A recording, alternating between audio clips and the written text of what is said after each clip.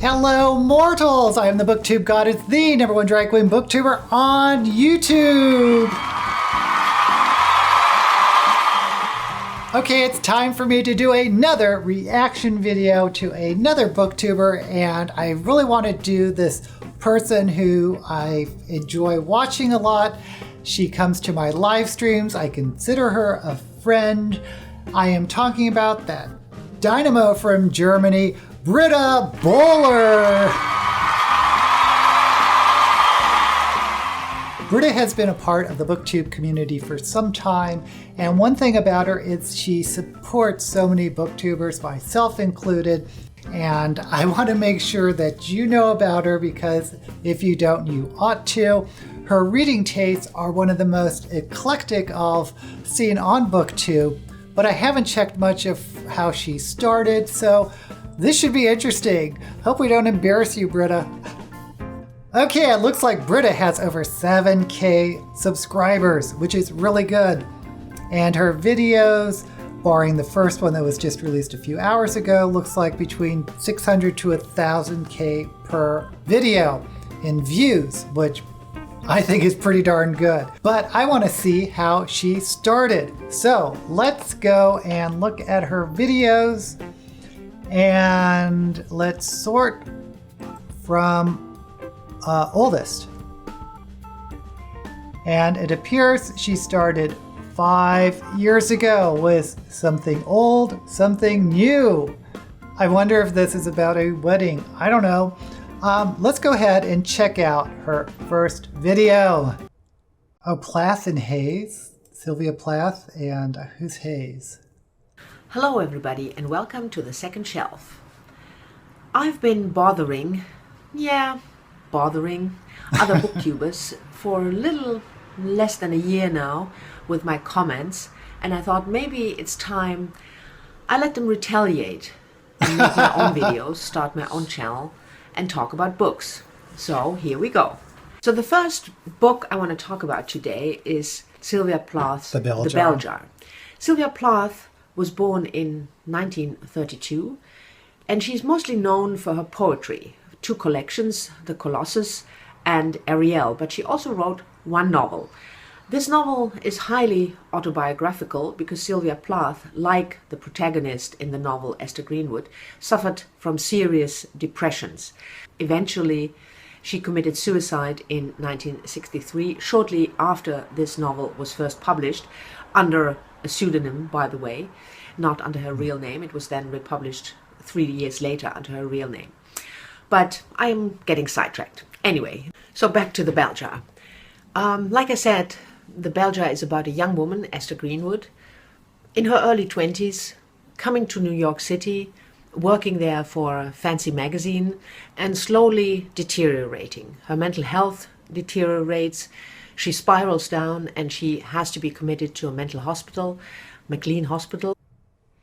Yeah, this is actually a very powerful book. And I know a lot of booktubers, even if they're younger, find Sylvia Plath or The Bell Jar, this is the only novel, and have fallen in love with it. Connor Stampinato comes to mind, but I've seen other booktubers who are just enchanted by The Bell Jar, and I can understand why. So this is a good first video for Britta because it's not a contemporary YA popular book, but it's a classic, and she wants to get feedback from other booktubers. That was the same hospital that Sylvia Plath had to go to when she attempted to commit suicide while she was at Smith College, the same year, 53. And Plath has a way of being able to take her own personal experience and make it into a novel which is really beautifully written and a modern classic. I reread this book just a couple of weeks ago and I really think it's brilliant, so I highly recommend it for people who are interested in the life of young women in the early 50s, the constraints they had, and also about the period, the time in the 50s, because it lets you really get the feeling of New York City during those years in the early 50s. And if you want to know more about Plath, by the way, you should definitely read. This video is all about what you should read. I think you already gathered that. Her unabridged journals. It's quite a thick book, and the type setting is tiny, if you can see that. But it's brilliant. I mean, she was 18 when she started that in 1950, the summer before she went to Smith College. And when I reread this, I'm rereading it now. I'm about 100 pages in or something, but it's just, humbling and breathtaking how. I don't know if you've heard this before, but I've heard it often said that poets peak when they're young and novelists peak when they're more mature. And I don't know if that's true or not, but I do know a lot of great novelists that start really young and maybe just have a couple of works. I'm thinking of Sylvia Plath or maybe Ken Keyes. There is sort of a poetry to their writing, which makes it so compelling, I think. Plath could write at 18. I mean, not only the style, but also the depth of what she thought about. I mean, she also talks about boys, young men, and dates and things like that. But that's not all there is. She really talks about life and politics and her thoughts, her troubles of knowing who you are. So, like I said, it's just amazing how somebody can write like that with 18, 20 years old. So the unabridged journals of Sylvia Plath, you should definitely read that. And I see that I have a huge shadow now in my face from this big book. But anyway, Sylvia Plath. Another book I want to recommend or talk to you about is Meg Wolitz's Bell Jar. And it's about a group of troubled teenagers sent to a special school where they are in a small group, special topics in English, and they have to read one book for the course, and the book is, of course, The Bell Jar. But they also have to write in a journal. The teacher each gives them a journal, and they have to write. I've never heard of this book, but it sounds amazing. I'm going to have to look this one up. I guess The Bell Jar was something old, and this is something new based upon it. I like it. Write in this journal on a fixed day, 2 days a week. And then, well, I don't want to spoil it, but then weird things happen. This is not one of my favorite Wolitzer novels, but probably also because I'm not big in YA. I don't read much YA, and I don't know a lot about it. So that's probably the reason. If you like YA, if you like a little bit of magical realism, if you like a story with a twist, and if you like The Bell Jar, then this is certainly a book for you. Another book that deals with the same subject, so young women, mental illness, is Susanna Cain's memoir, Girl Interrupted, which was published in 1993, so also an old book. You might have seen the movie, which came out, I think, 6 years later, 1999, Angelina Jolie, starring Winona Ryder and a very young Angelina Jolie. And it's a really good movie, but the book is better. The memoir is set mainly in a mental hospital, McLean Hospital, which is the same hospital that Sylvia Plath went to and the protagonist of Bell Jar went to. And Cain's recounts her experience in that mental hospital. And also she talks about the fact, when do we consider somebody mentally ill, which is an interesting topic, especially in the time period then, in the early 50s, because the memoir, Cain's memoir. Okay, as per usual, I'm not going to be looking at the full videos, but I'll link them below, so please check them out if you're interested. But I just want to get more of a feel of Britta's channel. And we see right away she has 1K, and to start off on BookTube with averaging around 1K, and I guess she's been steady over these past 5 years, speaks to the fact that she has a presence in the BookTube community, that people were aware of her just from her commenting on other videos and I guess, drove people to her channel and were curious about her. Love that. I absolutely love that.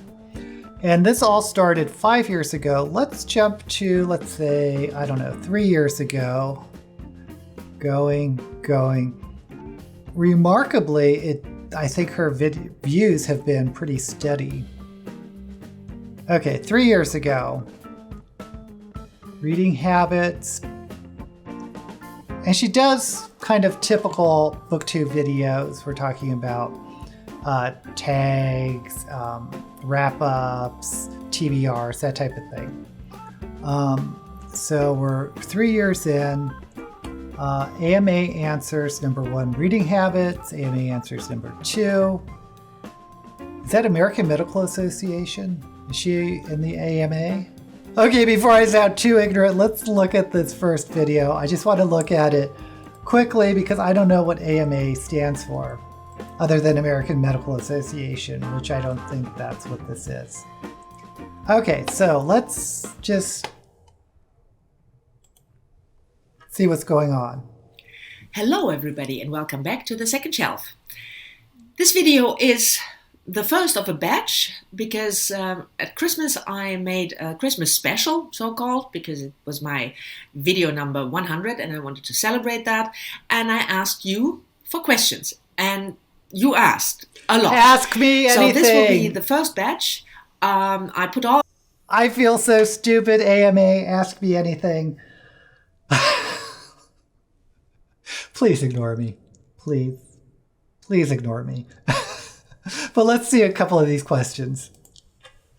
All of the questions concerning reading together. And I thank you very much for asking that many wonderful questions. But without further ado, let's just start with the answers. And I have the questions here on my phone, so I will just read them to you before answering.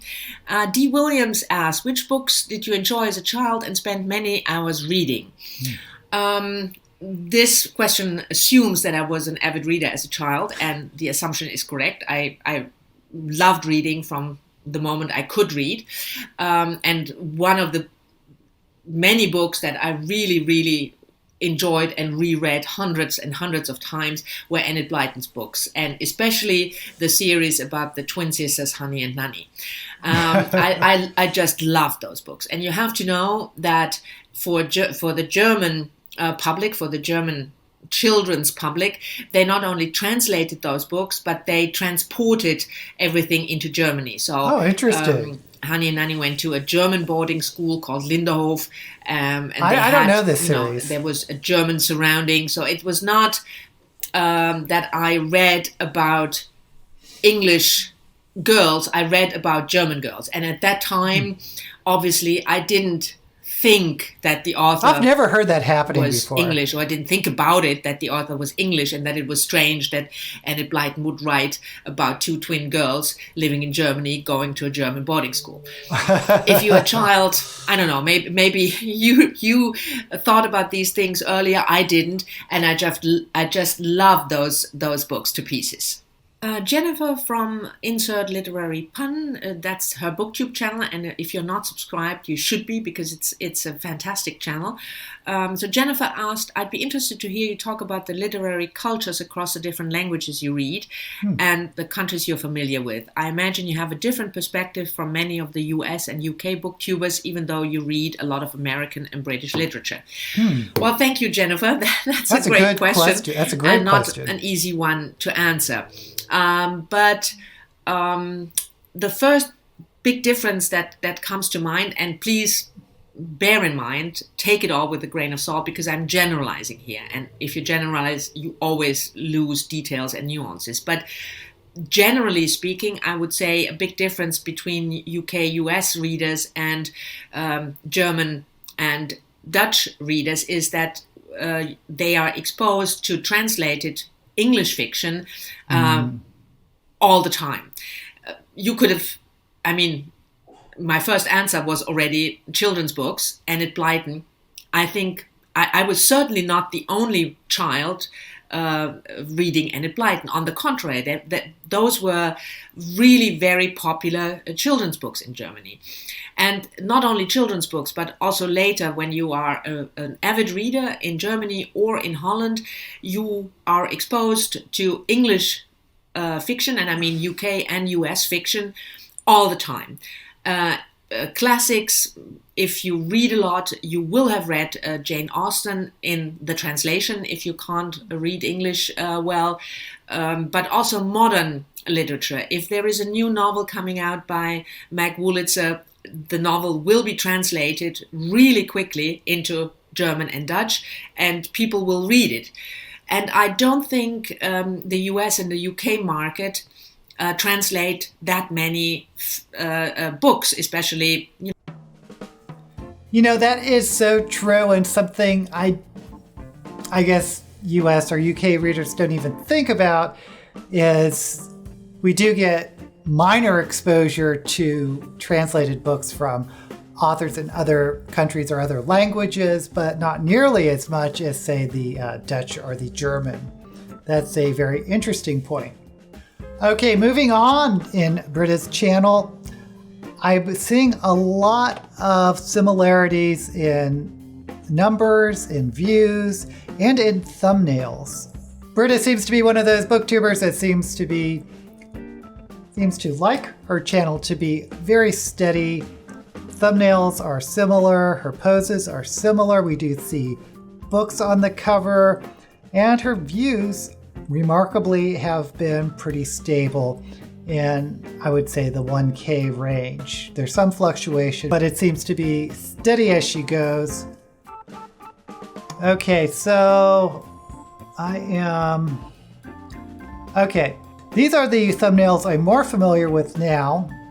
I guess she started them 2 years ago, where she started doing these yellow and turquoise. Yeah, every month was a different color. I kind of like this on the title. So 1 month she's doing turquoise, the next month yellow, the next month salmon, then blue, then red, then purple. So it's kind of a very nice way to organize your thumbnails or your videos by thumbnail. And it looks like she's been getting a bit of a bump in viewership. We're now pushing the 2K range. BookTuber, YouTube, it fluctuates so much for so many people, myself included. But I don't get nearly as many views as Britta gets, but it's kind of interesting to watch. Okay, you know what? I'm just going to jump all the way to the end to look at her newest videos. And this was released just a few hours ago, end of year reading plans. Let's take a look. Hello everybody, and welcome back to the second shelf. If you're watching BookTube regularly, you are seeing at the moment Is it just me, or has she not changed in 5 years? these end of the year tags kind of popping up, and I was like, what? But then I realized It's the end of the 7 year. weeks and we are in January, first weekend of January. So of course I had FOMO, but I didn't quite like the questions of the tag. So I thought, well, I can just make a video about the books that I'm planning on reading till the end of the year. In addition to, buddy reads that Love that I have, purple or, fingernail polish. books that I pick just in the spur of the moment. But there are a couple of plans that I had for 2021, and I'm not gonna look at how I did, but there's a couple of things that I thought I definitely want to use the next 6 weeks or 6.5 weeks until the 31st of December in order to read these books. And of course, then I want to share this with you. And the first thing are 2 books that you picked. You might remember that I did a video, sort of the Mooks and Gripes bucket list tag, but I butchered it. I made it fit to my demands. And the gist of that video, I will leave a link down below if you haven't watched it and are interested, is that I picked books, 10 books that have been on my shelf unread for a long time, and I asked you which books do you want me to read still in 2021. So 2 books, and there are 2 winners. It was quite close, by the way, but the book that got the most votes is Carol Shields' short story collection, Dressing Up for stories. the Carnival, published in 2000, I believe. Yeah, it's just, as always, I have to look at the thingy. And you know that Carol Shields is an author that I really, really like. I haven't read all of her work. It might be, spoiler alert, a project for next year, to have an author spotlight on her and try to read everything that I haven't read yet in chronological order. We'll see. But you picked this short story collection, and I will read this one in November, so this month. And the other book, the second winner, was Sarah Hall, How to Paint a Dead Man, published in 2010.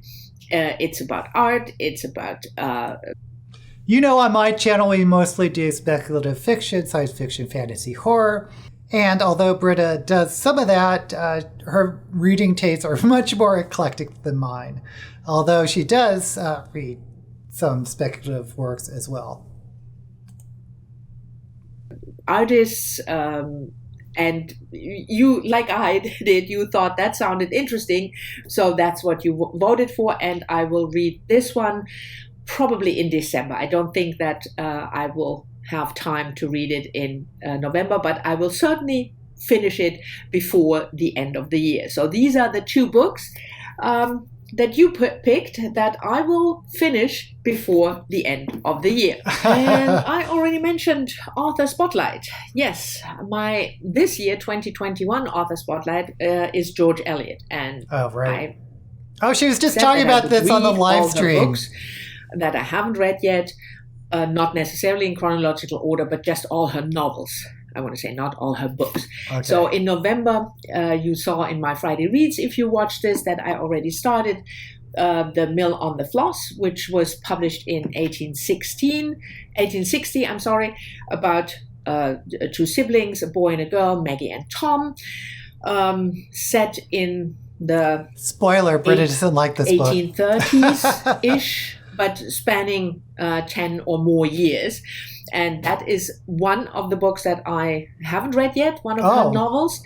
And she told us on the live stream she didn't Felix Holt, like it The that Radical, much. Published in 1866. Wow. And it's about... I haven't read that either. Felix Holt. And it's set in also 1830-ish, and it's about the Reform Act. But it's Kim from Middle of the Book March made a wonderful review, because she had already read the book, that it sounds very dry and political, the Reform Act. Who wants to read a novel about that?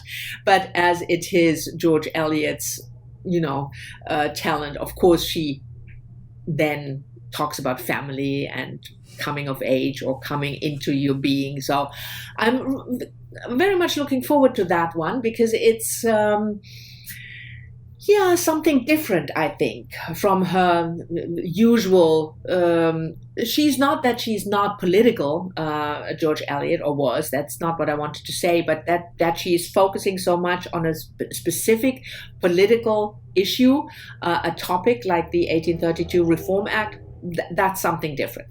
But those 2, Mill on the Floss, I have already finished. Spoiler alert. So that's my November book, and Felix Holt I will read in December. And then I will have completed the Author Spotlight 2021, George Eliot. But I also had an Author Spotlight 2020. And somebody who wrote more books than George Eliot did, even though George Eliot's books are quite chunky. So, this could count easily for 2 books. But my 2020 Author Spotlight was Louise Erdrich.